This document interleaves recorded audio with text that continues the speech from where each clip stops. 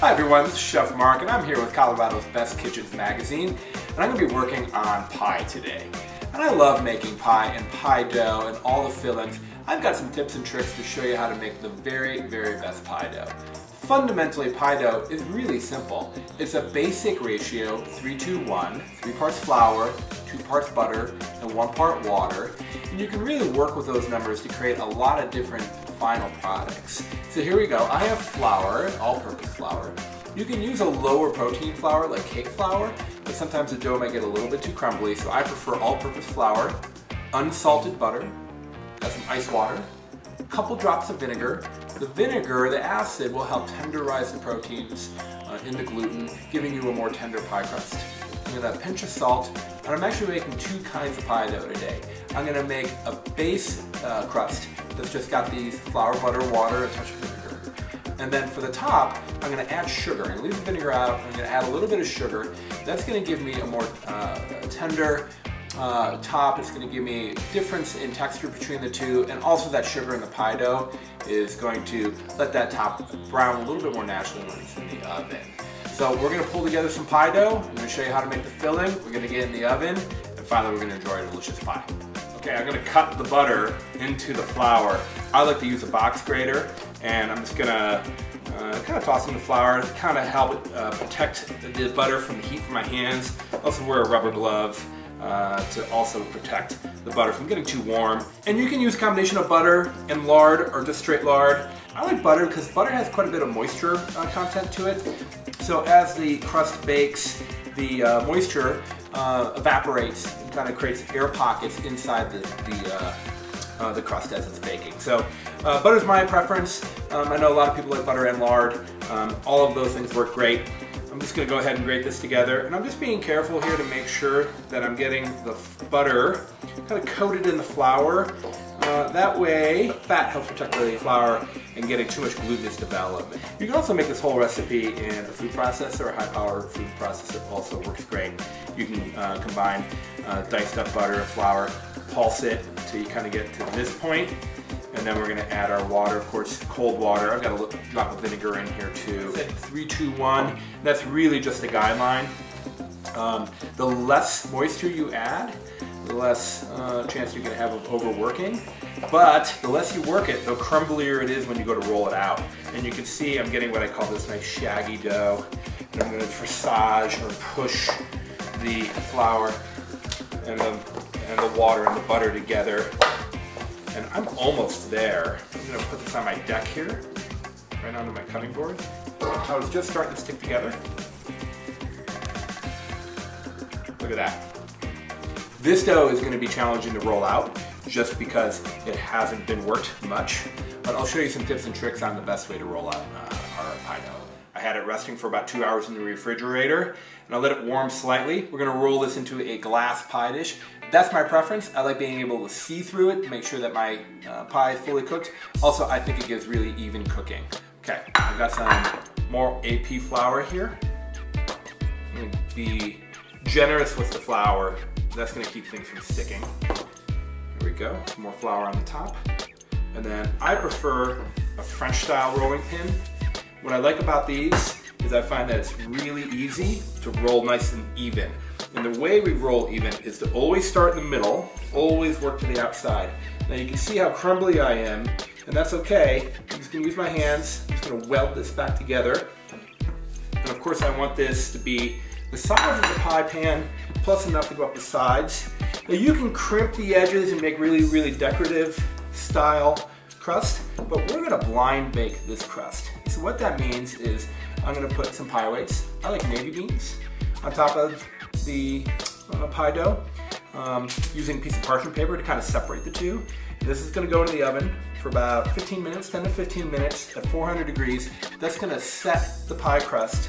So when I add the filling and add the top, of course that's the pie dough that has the sugar in it, I'm going to end up with a pie that won't be soggy from the filling. This is a step that you don't have to do, and it actually makes it a little bit, I think, a little bit more work, and it can be harder to get those really nice fluted edges. But for this application, this nice rustic pie that I'm making, I think that's what I'm gonna do. So I think we're big enough. Yep. here's a little trick I learned to pick this up. I'm gonna roll this around my rolling pin using my knife as a bench scraper. Just gonna give this a little lift. I don't have to worry about being too neat because again, I'm gonna fill this with the apple filling. It's gonna have a top on it, so it doesn't have to be super perfect. It's almost to the point where I almost didn't work it enough. You can see I'm starting to form this, and I'm not gonna do a fluted edge. A fluted edge I would push with my fingers and thumb around. I'm just gonna make a standard edge, because again, this is going into the oven. It's gonna be blind baked, and then all of this, we'll never see it once it comes out of the oven. The filling and all the wonderful things we're gonna put in this, we're gonna do a really, really good job of hiding any imperfections. Got my parchment paper. Little trick, if you crumple it up, it sits nice and flat inside the dough, inside the pie. I'm gonna add my navy beans. These I use over and over and over again. I can get about 20, 30 trips in the oven before they dry out too much. You can use lentils, you can use rice, you can buy fancy ceramic pie weights. I like these. Freezer for about 15, 20 minutes to set. Oven, I'm gonna set this for 10 minutes and check it, and I think it's gonna be perfect. Okay, I pulled my pie out of the freezer, and it's now in the oven. I set a timer for 10 minutes. While that's cooking, and I'm gonna let it cool, I'm gonna pull together my filling. Peel, I sliced 7 apples. I'm gonna add my aromatics, cinnamon, nutmeg, brown sugar. I'm gonna add a little bit of flour. We're gonna toss that all together, and that's gonna be my filling. When I use the lemon, I make sure that I get both the juice and the zest, and then when I'm zesting, I just like to always keep turning my lemon so that I don't get any of the pith, the white part, which is a little bitter. Using a microplane here, which works beautifully for just getting that zest off. I'm gonna go ahead and get some of the lemon in there. That will impart flavor, as well as prevent the apples from turning brown if you need to let this sit for a bit. So here's my trick for ginger. I freeze it like a rock. Pull it right out of the freezer. There's no need to peel it. This peel is paper thin. So I'm just going to go ahead, I'm going to make it snow ginger right into my apple pie. Now I live ginger, so I'm going to go ahead and get a ton of it in there. I think that this gives it a really, really nice flavor. You can use powdered ginger as well, but I think this is the best way to do that. It looks delicious. It's ready to go. I'm going to let this rest just for a minute. And the timer went off, so let's go check out our pie crust. Yep, this looks great.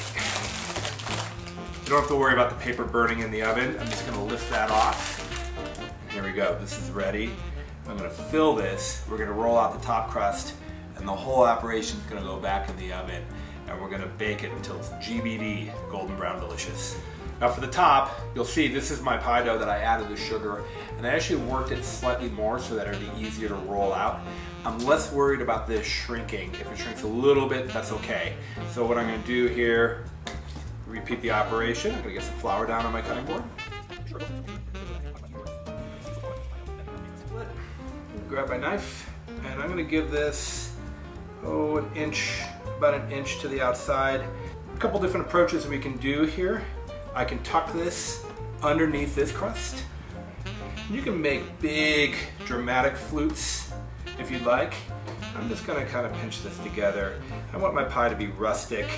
I want it to be a little bit imprecise, maybe even a little bit on the sloppy side, just because that kind of matches my style of cooking. I don't like my food to look overhandled if I can avoid it. Now I'm going to cut my vent holes. I'm just going to cut 3 vent holes. And you don't have to make them any larger than a slit. They'll spread open as it's baking. 5 minutes in the freezer, about 40 minutes in the oven. It's going to come out beautiful. The timer went off. It needed a little bit more time, so the pie ended up taking about 46 minutes. I also put a little foil over it just to keep the outside of the crust from getting too dark, but it's done. Let's take a look. Here we are. Oh, and I think that looks beautiful. Make sure you let your pie cool at least 2 hours before you cut into it. It's my preference to let it cool overnight. I think that really lets the flavors combine before you cut into it. Make sure you get some vanilla ice cream to serve on the side, and enjoy. This is Chef Mark, and I'm here with Colorado's Best Kitchens. Thanks for tuning in.